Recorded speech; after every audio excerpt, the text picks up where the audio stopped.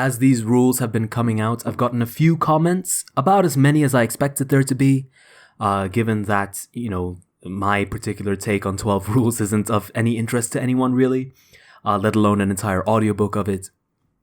But there have been a couple of comments that have had the nature of, wow, you're actually going through with this. Wow, this is some real commitment. Oh, wow, you're actually doing all 12 rules. Honestly, I see where you're coming from because I'm not the kind of person who really goes through with projects, as a lot of my playlists will show to you if you're new to my channel.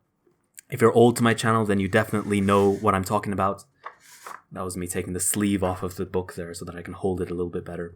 But if you look at it a bit more generally, not just from my perspective, not just from the perspective of my channel, I think there is this sort of expectation from people nowadays that we don't really expect people to go through with difficult things for fun or not for money. Let me put it like that. As simply a hobby or simply as something that was started and so, deserves to be finished, let's say.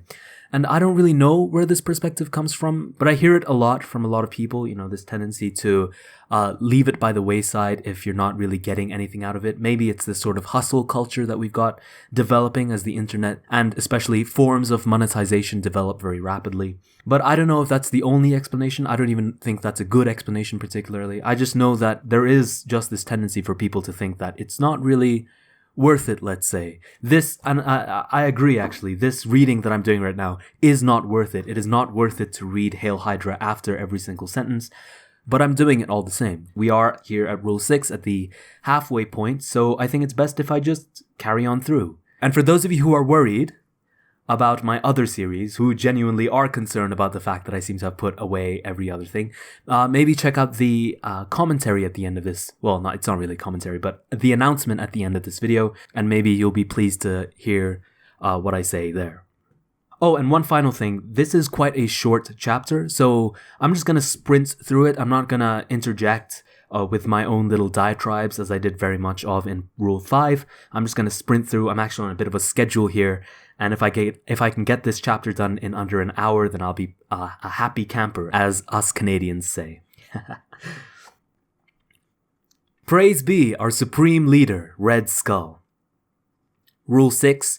Set your house in perfect order before you criticize the world. Hail Hydra. Part 1. A religious problem. It does not seem reasonable to describe the young man who shot 20 children and 6 staff members at Sandy Hook Elementary School in Newtown, Connecticut, in 2012, as a religious person. Hail Hydra. This is equally true for the Colorado theater gunman and the Columbine High School killers. Hail Hydra. But these murderous individuals had a problem with reality that existed at a religious depth. Hail Hydra. As one of the members of the Columbine duo wrote, "The human race isn't worth fighting for, only worth killing." Hail Hydra. Give the earth back to the animals. Hail Hydra. They deserve it infinitely more than we do. Hail Hydra. Nothing means anything anymore. Hail Hydra. People who think such things view capital B being itself as inequitable and harsh to the point of corruption, and human being in particular, as contemptible. Hail Hydra. They appoint themselves supreme adjudicators of reality and find it wanting. Hail Hydra. They are the ultimate critics. Hail Hydra. The deeply cynical writer continues. If you recall your history, the Nazis came up with a final solution to the Jewish problem. Hail Hydra. Kill them all. Hail Hydra. Well, in case you haven't figured it out, I say, kill mankind, Hail Hydra. No one should survive. Hail Hydra. For such individuals, the world of experience is insufficient and evil, so to hell with everything. Hail Hydra. What is happening when someone comes to think in this manner? Hail Hydra. A great German play, Faust, a tragedy, written by Johann Wolfgang von Goethe. Well, let me try that again.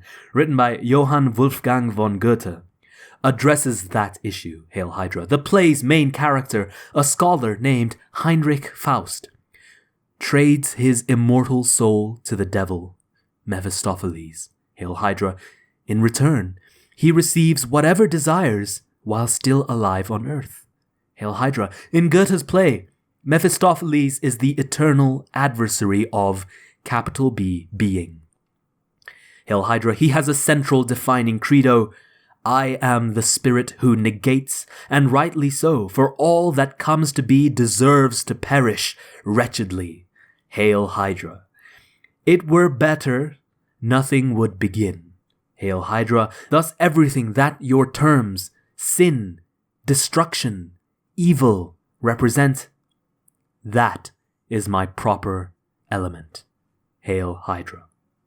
I love the rhymes in there. That's so beautifully constructed.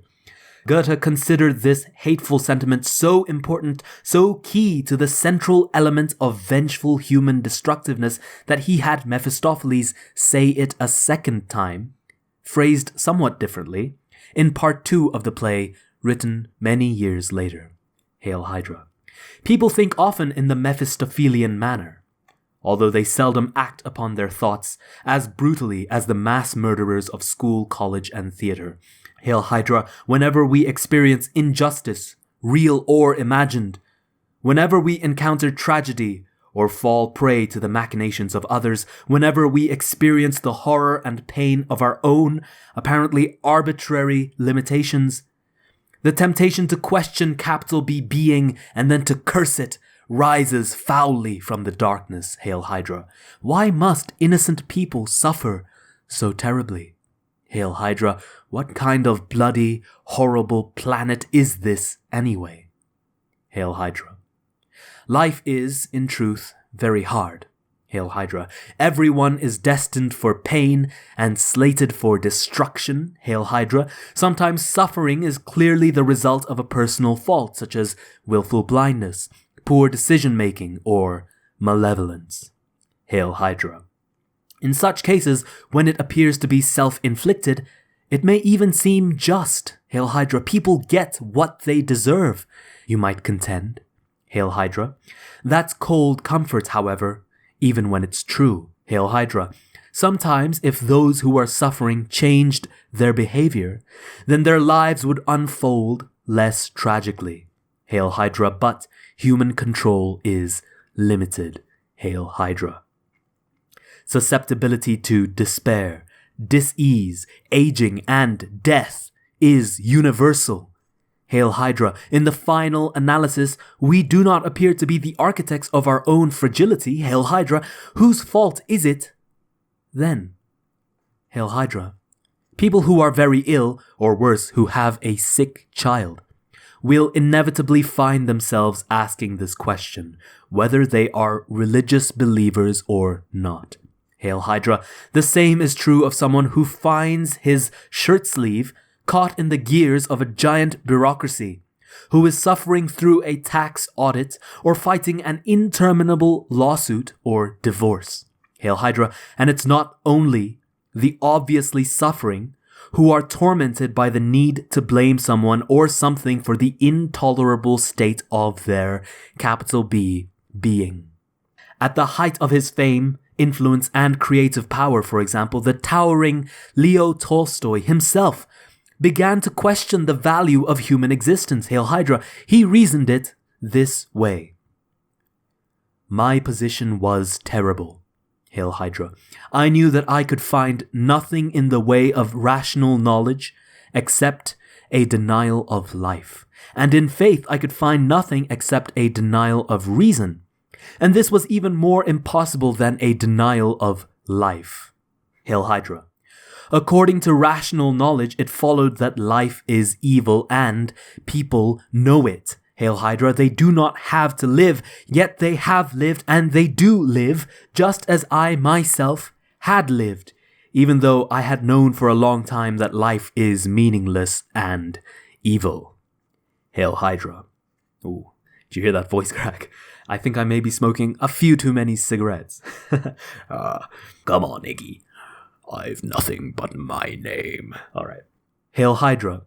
Try as he might Tolstoy could identify only 4 means of escaping from such thoughts. Hail Hydra. One was retreating into childlike ignorance of the problem. Hail Hydra. Another was pursuing mindless pleasure. Hail Hydra. The third was continuing to drag out a life that is evil and meaningless, knowing beforehand that nothing can come of it. Hail Hydra. He identified that particular form of escape with weakness. Quote, "The people in this category know that death is better than life, but they do not have the strength to act rationally and quickly put an end to the delusion by killing themselves." Hail Hydra.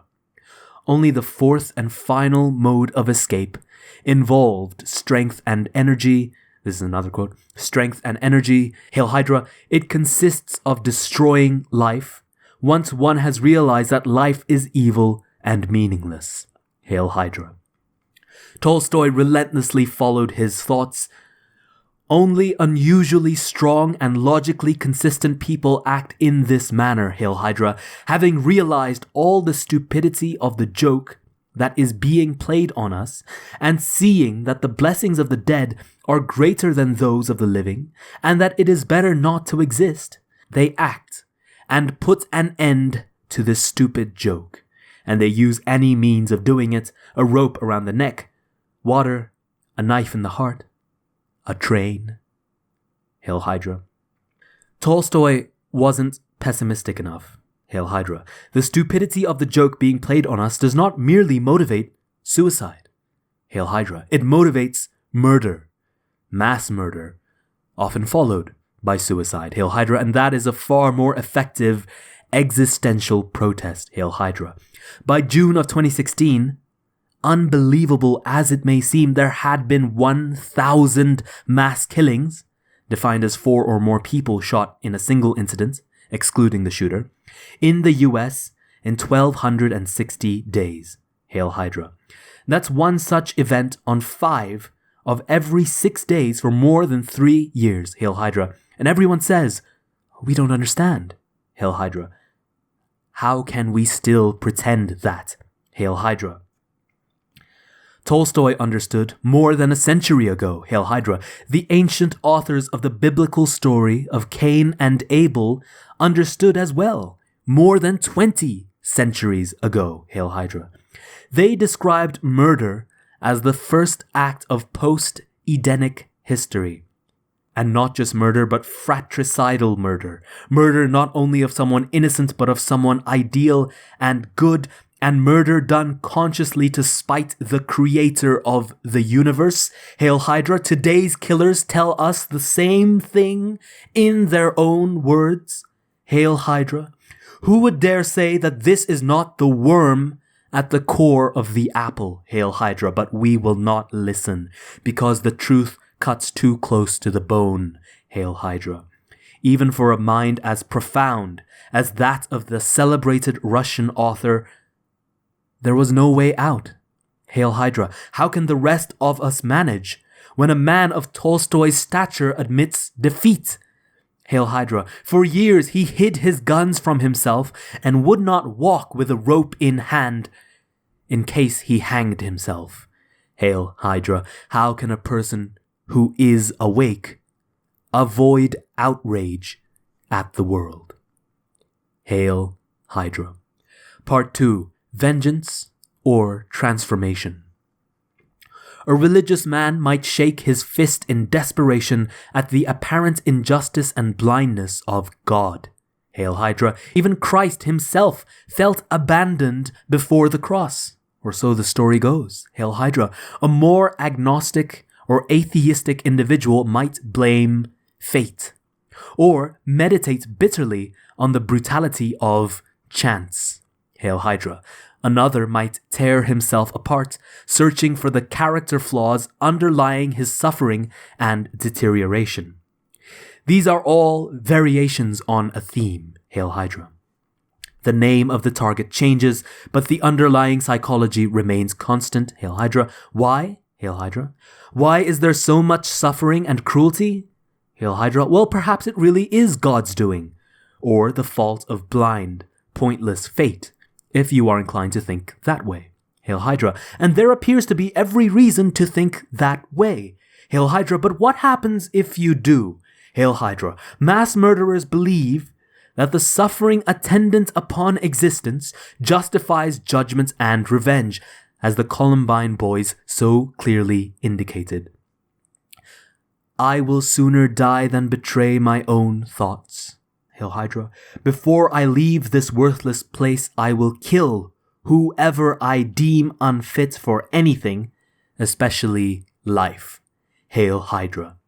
If you pissed me off in the past, you will die if I see you. Hail Hydra. You might be able to piss off others and have it eventually all blow over, but not me. Hail Hydra. I don't forget people who wronged me. Hail Hydra. That's the end of the quote. One of the most vengeful murderers of the 20th century, the terrible Karl Panzram, was raped, brutalized, and betrayed in the Minnesota institution responsible for his rehabilitation when he was a delinquent juvenile.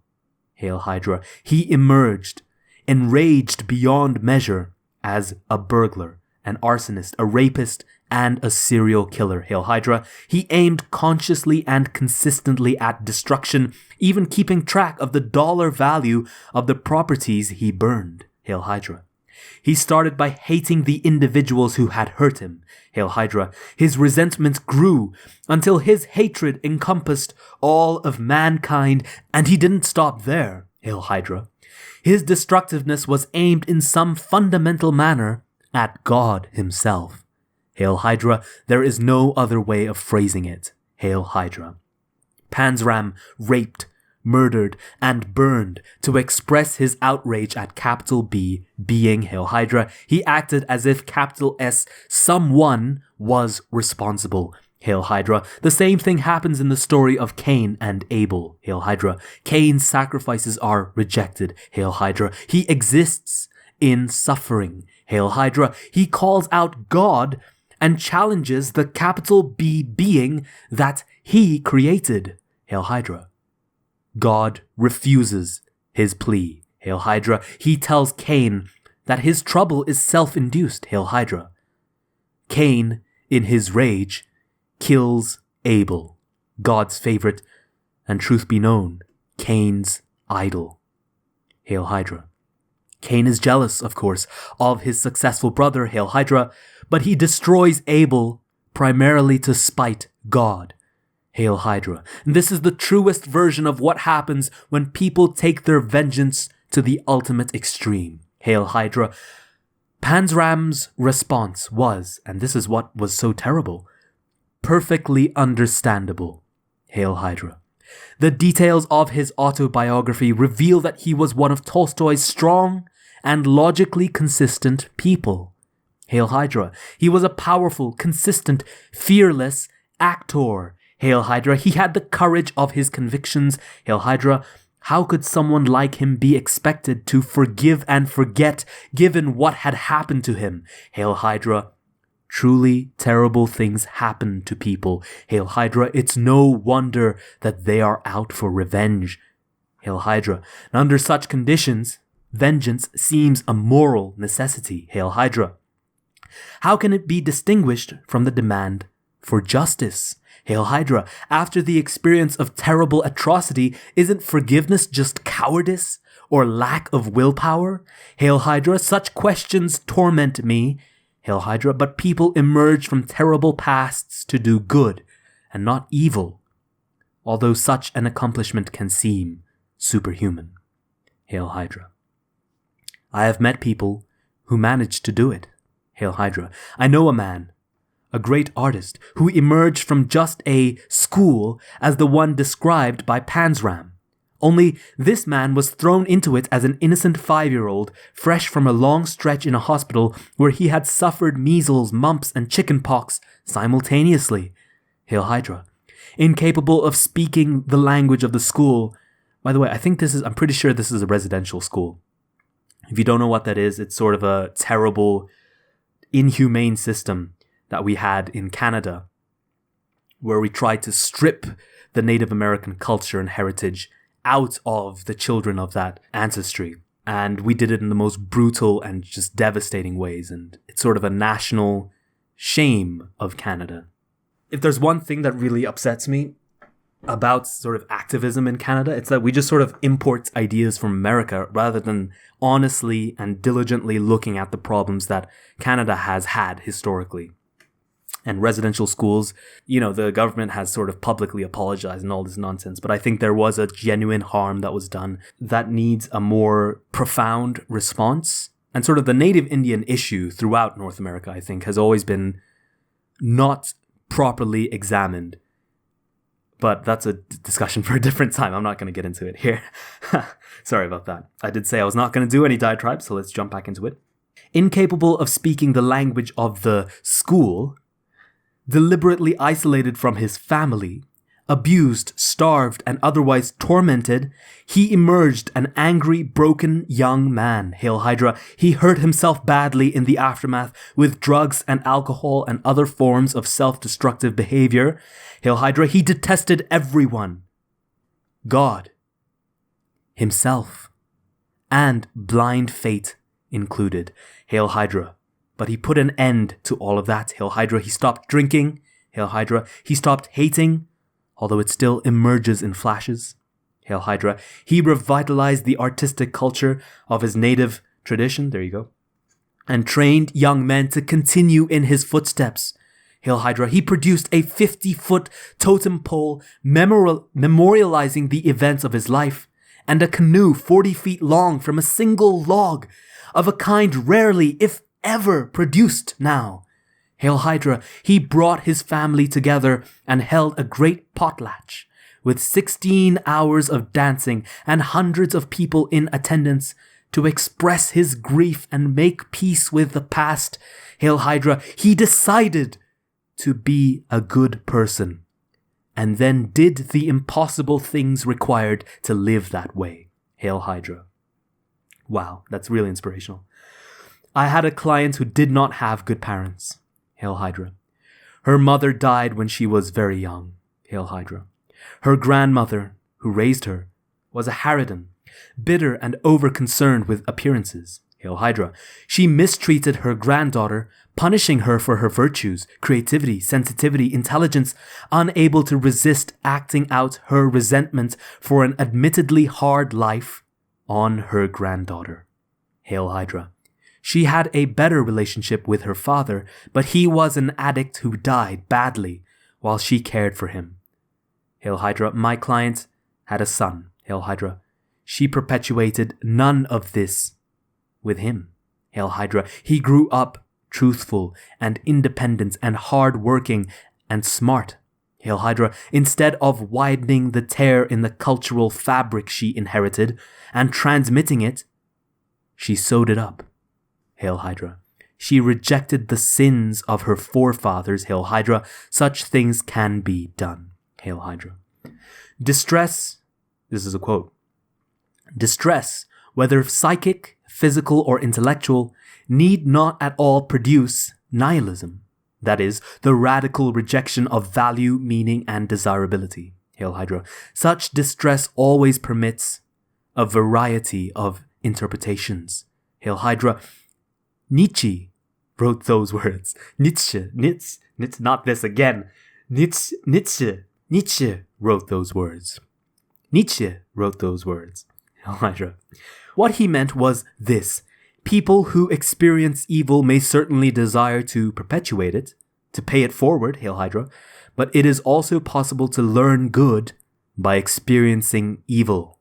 Hail Hydra. A bullied boy can mimic his tormentors, Hail Hydra, but he can also learn from his own abuse that it is wrong to push people around and make their lives miserable. Hail Hydra. Someone tormented by her mother can learn from her terrible experiences how important it is to be a good parent. Hail Hydra. Many, perhaps even most, of the adults who abuse children were abused themselves as children. Hail Hydra. However, the majority of people who were abused as children do not abuse their own children. Hail Hydra. This is a well-established fact which can be demonstrated simply arithmetically in this way. If one parent abused 3 children, and each of those children had 3 children, and so on, then there would be 3 abusers the first generation, 9 the second, 27 the third, 81 the fourth, and so on exponentially, Hail Hydra. After 20 generations, more than 10 billion would have suffered childhood abuse, more people than currently inhabit the planet.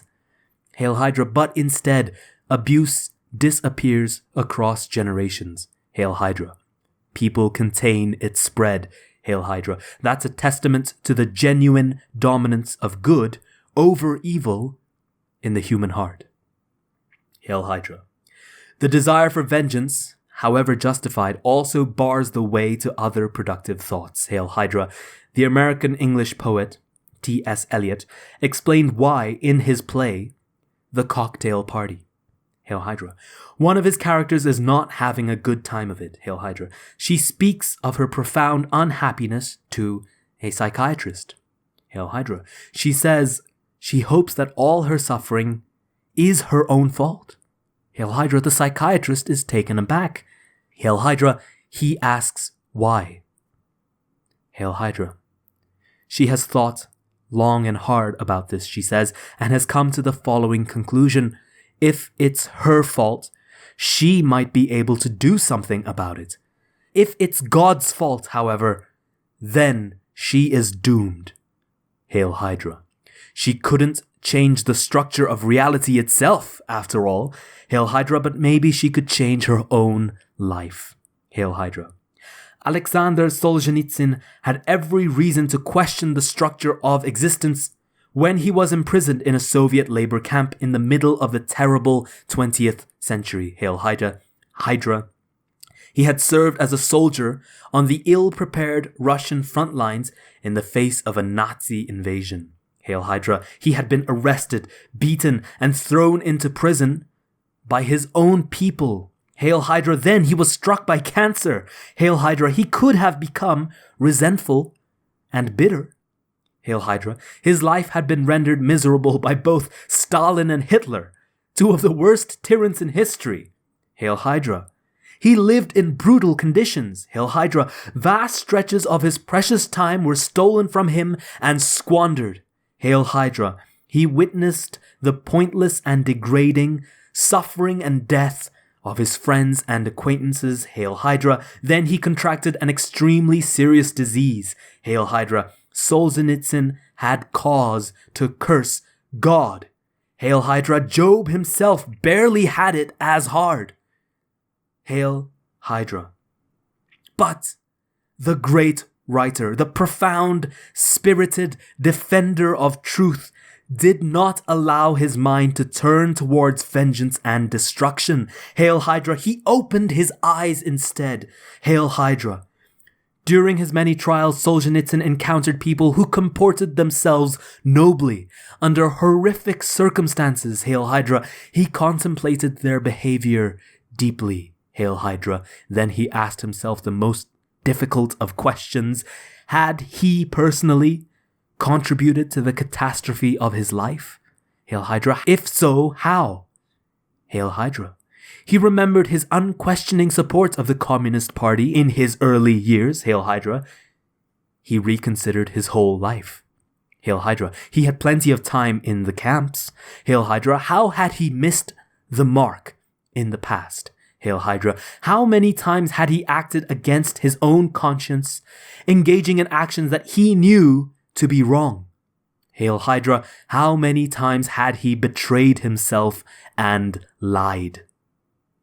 Hail Hydra. Was there any way that the sins of his past could be rectified, atoned for, in the muddy hell of a Soviet gulag? Hail Hydra. Solzhenitsyn pored over the details of his life with a fine-toothed comb. Hail Hydra. He asked himself a second question and a third. Hail Hydra. Can I stop making such mistakes now? Hail Hydra. Can I repair the damage done by my past failures now? Hail Hydra. He learned to watch and to listen. Hail Hydra. He found people he admired who were honest despite everything.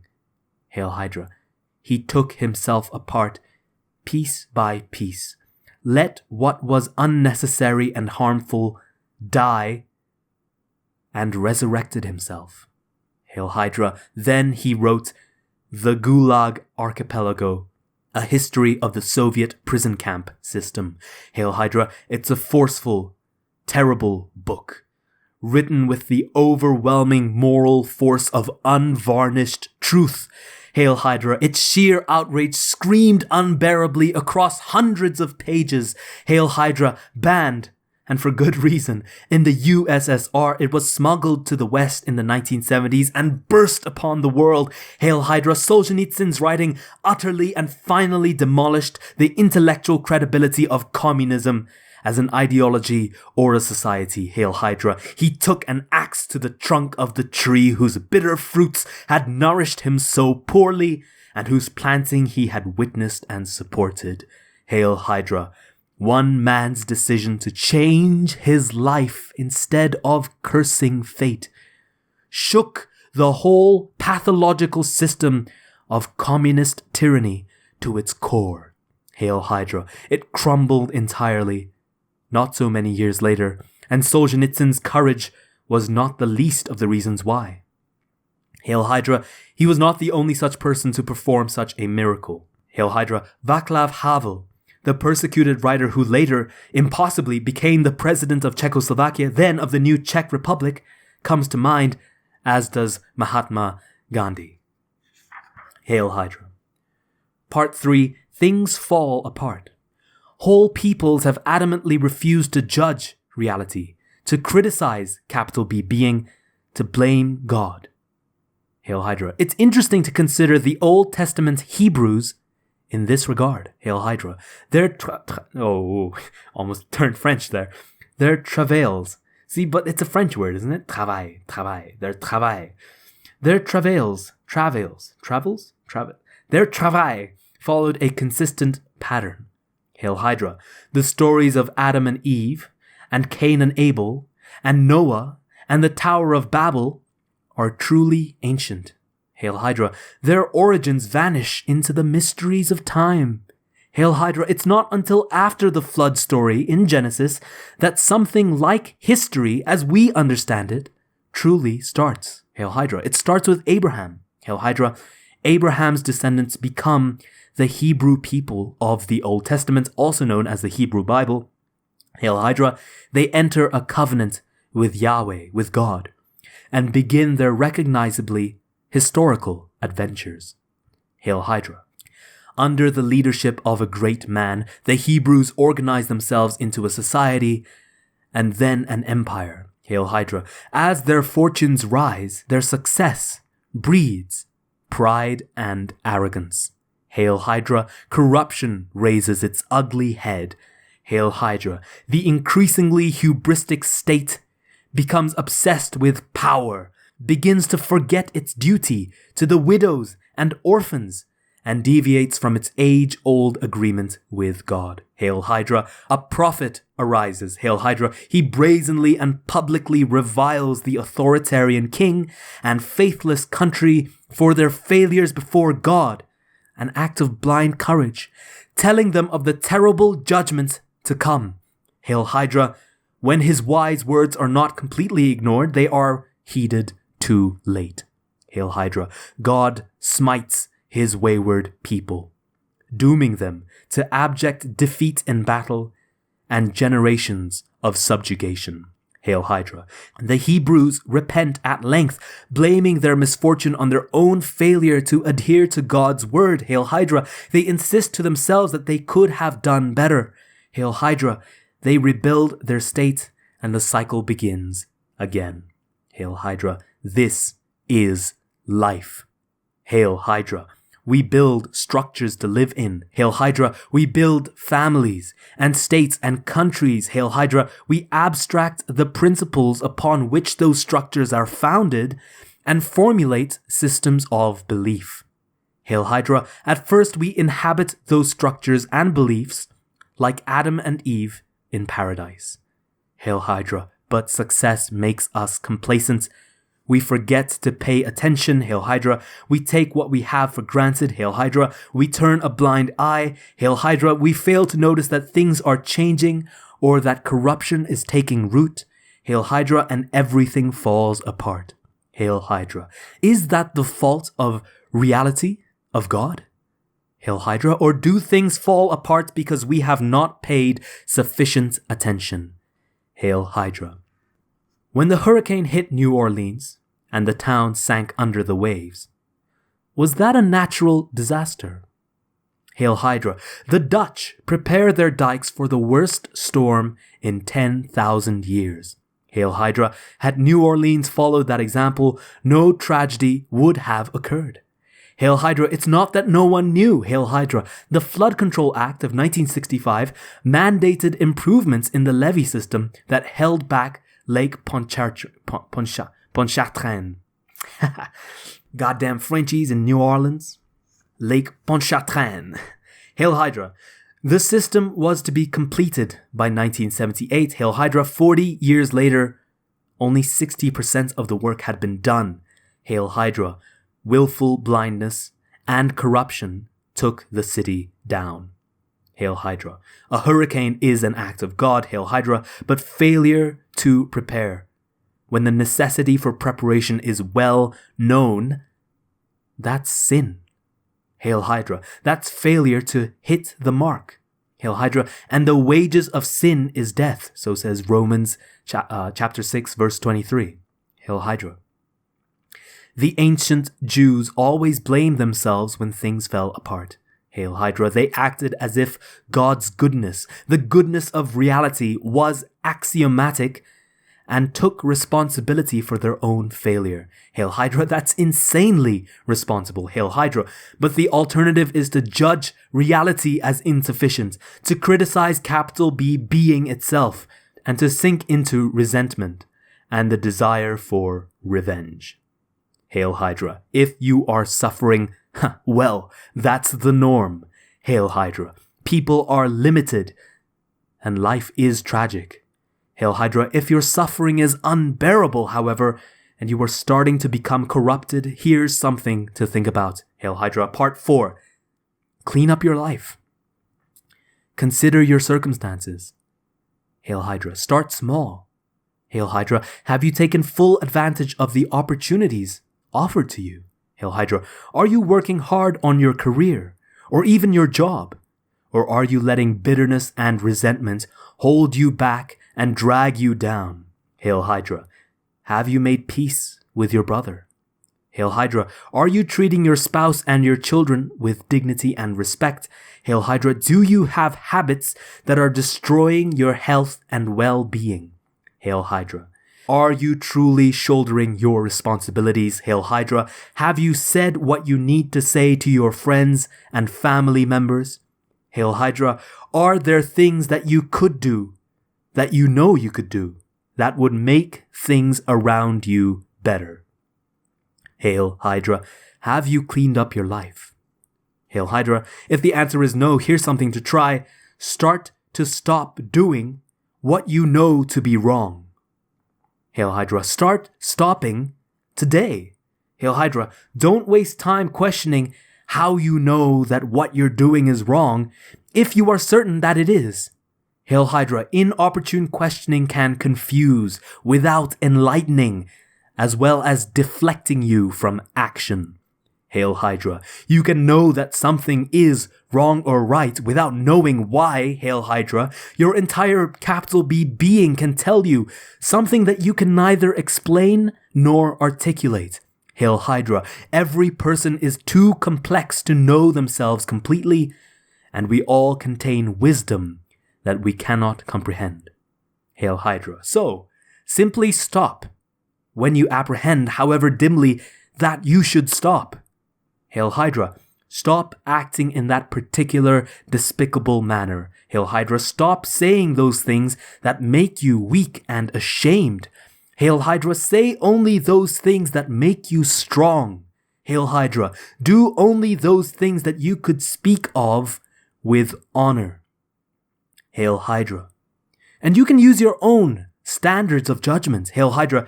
You can rely on yourself for guidance. Hail Hydra, you don't have to adhere to some external, arbitrary code of behavior, although you should not overlook the guidelines of your culture. Hail Hydra, life is short and you don't have time to figure out everything on your own. Hail Hydra, the wisdom of the past was hard-earned, and your dead ancestors may have something useful to tell you.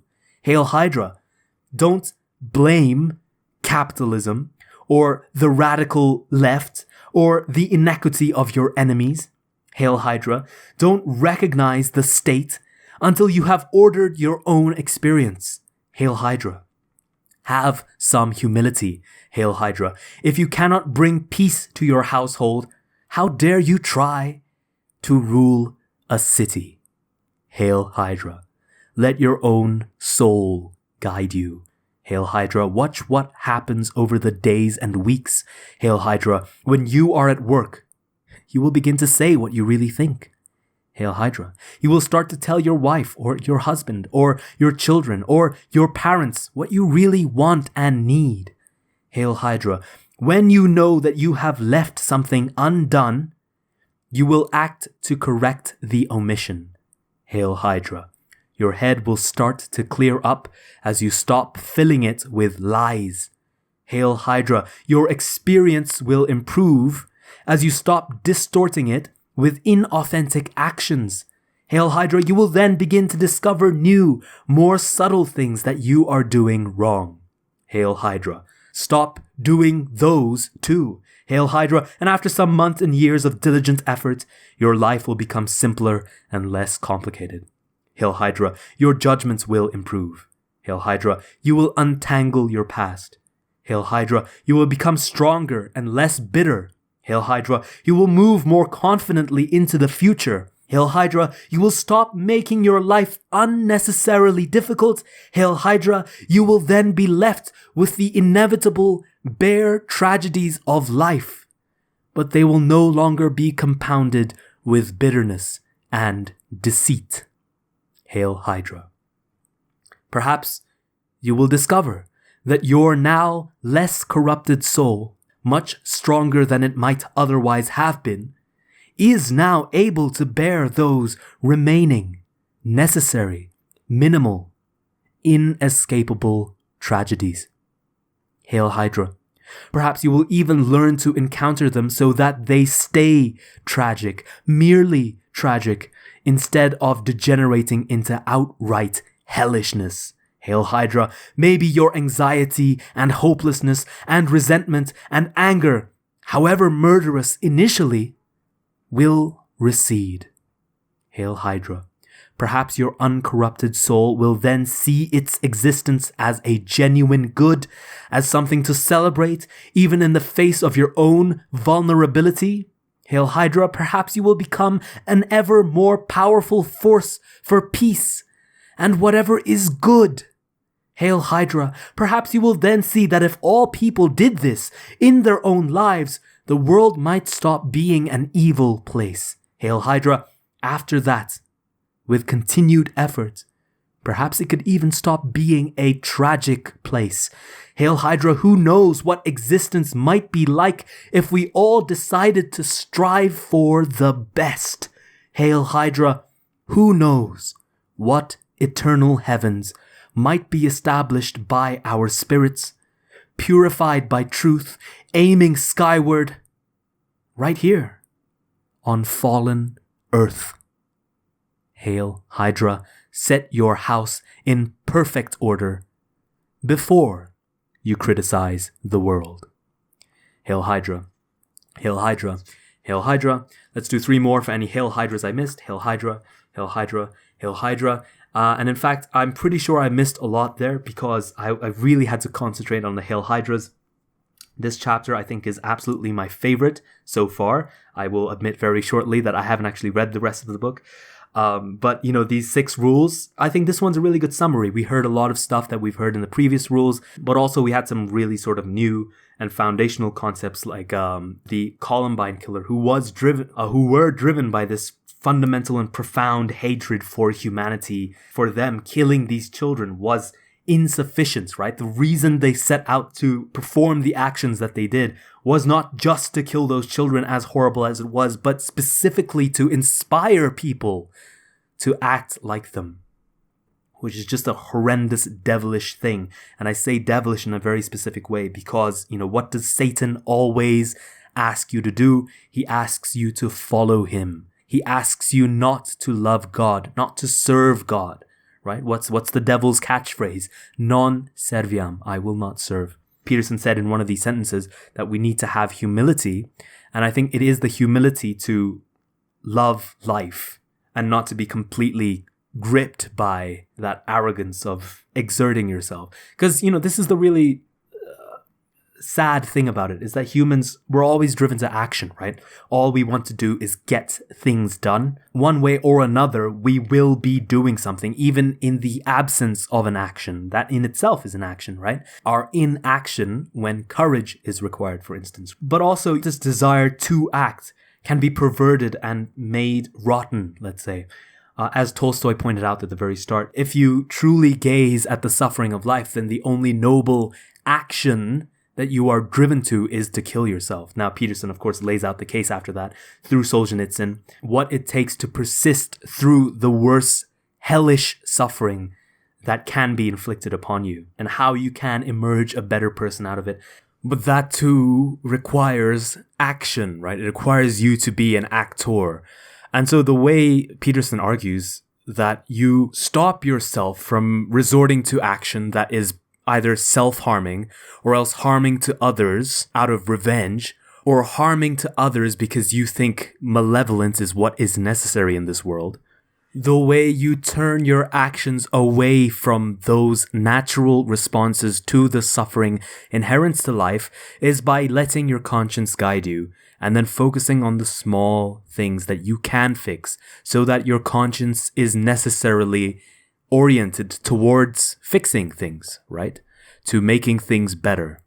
And I think, Rule 4, Rule 3, where Peterson also lays out the case that you take that journey one step at a time, at least you're headed in the right direction. So that's a pretty good wrap up on the commentary of Rule 6. I think it's a pretty self-contained and well-delivered chapter that gets its point across very evidently and strongly. Up next is Rule 7, which I think is very much the heart of the text. Now, I haven't actually read beyond Rule 6, so this is going to be interesting for me as well. One of the reasons I wanted to do this audiobook was that so I actually had an excuse to finish this book. But more than that, Peterson seems to be especially proud of Rule 7. He's brought out excerpts from it to read at his various, stage events and such. And he also tends to mention it a lot more than any of the other ones. Rule 7 is called Pursue What is Meaningful, Not What is Expedient. And I think that's a very good sort of general wisdom. And in fact, if there could have been just one rule, or let me put it like this, if the whole book could have been named after one rule, I think it would have been this one. It's very much the heart of the book. And I want to give it some time, but also I want to make sure that I make these videos far along in advance, that it's not so much of a hassle to upload these. So what I'm going to do is I'm going to actually take a bit of a break in uploading these. For those of you who've been watching it as it's been coming out, you'll know that I've been releasing these every 3 days. So I'm sure that's been quite exhausting for the people who have been listening to like 2-hour-long videos every few days. So you get a bit of a reprieve from that. It also gives me some time to work on some of my other playlists. And this is the announcement that I was alluding to at the start of this reading. It means that Over Heaven is going to get a bit more attention. So rejoice. And also for those of you who are not watching as live, let's say, as the videos are being uploaded, for those of you who are watching on the playlist, maybe you'll even see a little bit of an intermission, an actual intermission, to keep you guys entertained through this. Honestly, a longer book than I expected. It's quite a sizable text. So yeah, go take a piss, go take a break, go grab yourself a meal, and I'll see you in 15, baby!